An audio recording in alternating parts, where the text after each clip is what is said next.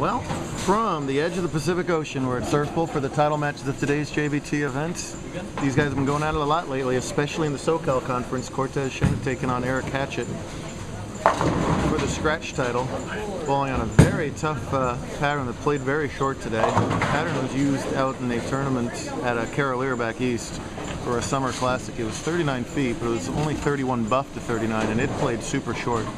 So all the mechanics that we talk about short pattern play have really come into focus here. Of course, the lanes are blown up after 5 games of qualifying, and now the 4th round of match play. Cortez is using a lot of ball speed, trying to do everything in the book to get the ball to not jump in the mid lanes. If he's slow with the ball, or if he grabs the ball, or if he comes around the side of the ball, he's going to grab in the mids. Eric has decided to adjust to this via speed. Generally today, the weak equipment, the end-over-end roll, and the outside break point have been a focal point. As what little oil was out there blew up, a lot of people had to migrate away from that. Eric is throwing the ball as fast as he can possibly throw it, and is getting the pins to talk. He has really carried the light hits pretty well here since moving way outside. And before we go any further, we might as well mention these aren't even trousers. I don't know what we got going on here. What happened was he lost a bet. Either that or he has completely revamped his fashion sense. He did lose a bet, and Tez's dad, I believe, picked out the trousers, and right now Eric is trying to get payback for that pick out. Although he says they're very comfortable, they're very airy. I might sleep with these tonight if I win. There you go. They become jammies. Everybody else is a little warm here by the humid ocean. Eric's got breathing room under there. Tez wants to even up the match if he can make 300. And he does. What? Oh, he does not. Oh my gosh. I see that solid 9 under there. So he gives it the yeah, whatever look for that one. He threw that better than only getting 9. On the right in the handicap division, James McGough is trying to double his career title total. He's got 1 win. Taking on Kaylee Am-Khong, whose brother Nolan just won his 2nd career title up in Vegas last week. Kaylee looking to win her very first. So interesting storylines. No. She's got a girls title, not a main title, Dad. You sit there and cheer, Dad. Proud papa there to my right. There's the 2-time champ right down there. Cheer. I was going to say cheering on his sister, but he looks far more interested in watching Cortez and Eric bowl, actually. But we'll see. Yes. There we go. Sibling love. Gotta love it. 10 in the pit there. All of a sudden, the scoring pace has escalated. The scores have not been very high today at all. Looks like they both got the lanes figured out in 2 different ways to figure them out. So these guys have been in some fireworks before. In Montclair, Eric shot 250 against Tez on a pretty tough pattern and lost. Tez is 280, 279. I know, Eric shot 250 and lost. I remember that. Before then, Eric beat Tez at Cal Bowl en route to a ladder climb. But right there, that ball was just a hair soft and left, and that's enough to leave what he left. I think Eric's got the lesser margin for error, but he's also doing a simpler thing. Let's just see which one bends and doesn't break. That's pretty split. Not to be a little too much of the 3, and he falls behind. And as we talk about seemingly every week, that's a really bad idea when you play Cortez. Dad begging Kaylee's ball to hook. Instead, 3 of the 4 remaining pins wobble and 0 of them fall. Should be a 6 count. It's on his fair. James, do you know how to do the scores? She should have 6. James willingly gets right up out of his chair to dock his opponent a pin. I see how it is. James has been trying to get out of here for the last 2 hours. See, and there's one of the problems. Is that one is bellied just a little bit, and at that ball speed, it's not enough to get up. Oh, and Kaylee misses the spare. It's her first miss of the title match. She had 4 consecutive spares to that point. She's still leading in the match by, falls behind with that by 10 pins, and she's also giving another 12 to James. She's got to win this match by 13 pins on the scoreboard to win it all. Lots of Brooklyn shots today, as it does not take much to get that ball going left at all. And I threw a couple shots between qualifying in the semis. Could not believe how dry they played, or grabby they played. Another beautiful shot from Cortez. Boy, he's really throwing the ball good all of a sudden. He's been kind of up and down a little bit with his execution today, and a couple bad breaks in key spots. He was, in fact, he was minus 50 after 2 games today, 180, 160, and then roared back enough to get into match play, and then he's just such a veteran, experienced match play bowler. Still got a little bit lucky to win his first match. But as we talked about, winning 64 titles is 90% talent, but it's also every once in a while along the way you catch a break or two.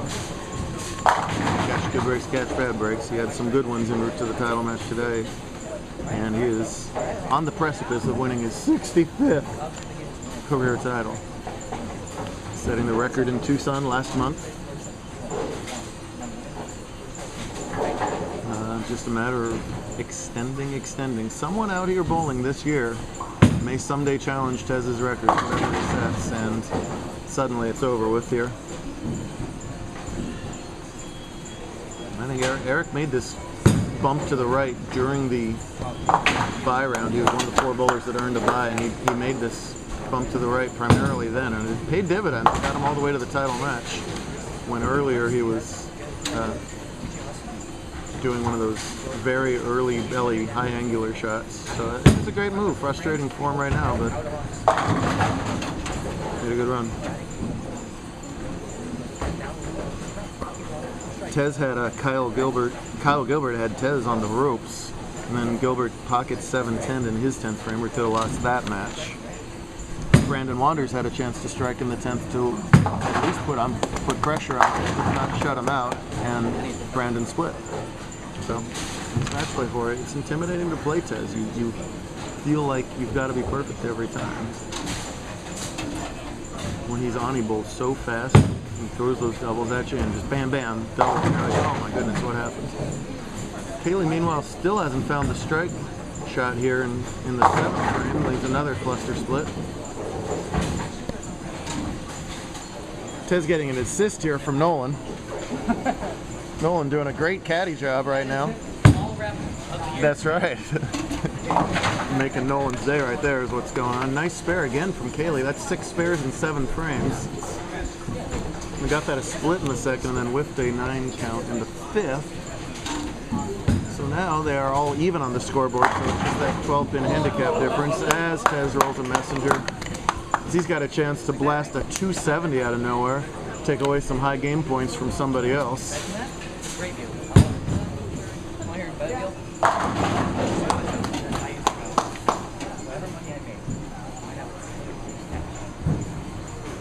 Mary, who's ready? Mary, lane 32, your order's ready? That was good. I would try that one. Nothing to be ashamed about from Eric, with the possible exception of the trousers. Nothing to be ashamed about. Actually, that's nothing to be ashamed about either, because he manned up and didn't welch on his bet like some people I've heard about. Big shot from McGough, by the way, right here. Oh, and he gets the trip 4 for a very big double there. There you go. Teach him. Some people follow through on their bets. Hey, I did follow through on my bet. I don't even want you to prove it. Okay, yeah. No. Oh, another good shot from Kaylee. Keeping the ball in play. Just, we're not playing no tap. Somebody tell her we're not playing no tap.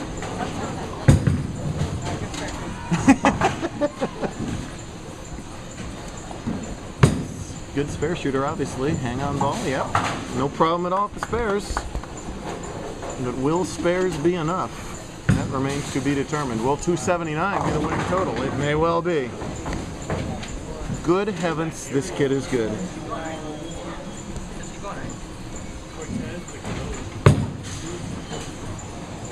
Well, that's down a little wide right. It's hard to get a read on Kaylee's face. She's got one of those poker faces. You don't know if she's got front 8 or 8 opens. And you know, there's just a hint of frustration starting to come through there. Hey, listen, make your spare. You don't know what James is going to do. Look at that, 270s for him. I forget what he left in the 4th. What did he leave in the 4th? What? Oh, that bone 9, yeah. Oh my gosh, you should have front 11 right now. Holy cow.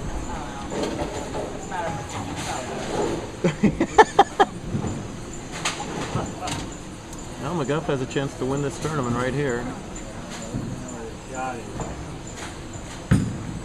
And Cortez, it's 278.5. There you go. Extraordinarily impressive. Here's the McGough shot.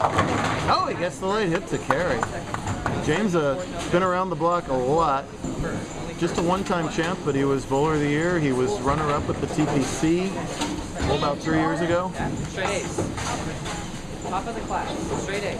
And right now, he just got to stay behind the foul line with that triple there, plus the 12 pins. And he will finally win his second career title. It's been a while. He was a couple feet shorter when he won. That'll do it. If he misses this, he will be at 181 plus the 12 for 193. The best Kaylee can do is 179. Well, it's the closest she's gotten so far. She keeps throwing like that, she'll win plenty of titles. And as it was already noted by somebody, she's already winning the girls' titles, so. Well, guess what, James? You can go home now with a championship plaque in your hand. There you go.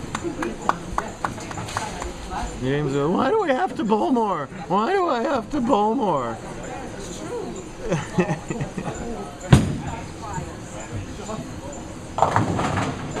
Now I want her to make this spare just to get a chance to strike in the title game. I haven't gotten a strike on camera here. Make your spare, Kaylee. He told me to bet you. If I win a tournament and I win that $200, you split that with me. Make it. Ah! Couldn't get a strike out of her. Just wasn't meant to be that game, but a fine job. A lot of fun here at Surf. Thanks to Dawn and the crew for hosting us today. We'll do it all over again just up the street at Vista tomorrow morning. See you then.